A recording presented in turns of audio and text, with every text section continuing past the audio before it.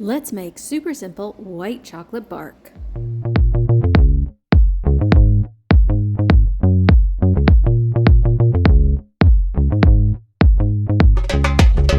Start by placing 2 cups of chocolate wafers into a glass bowl. The glass bowl is key if you're using the microwave. Place your bowl into the microwave, setting it for 30 seconds on high.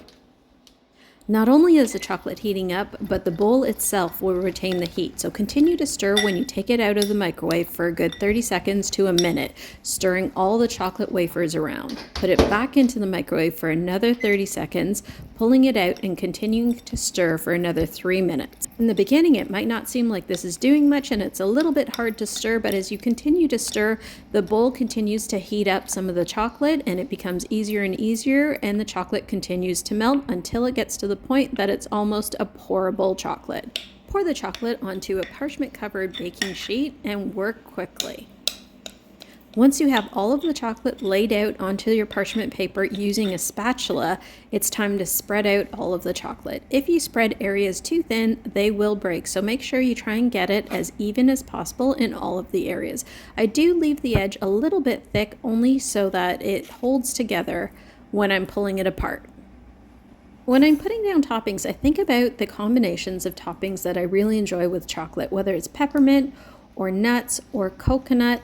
All of these combinations work really well. The key is really to make sure that the ingredients stick well into the chocolate. Pretzels, for example, need a little push so that the chocolate gets in between.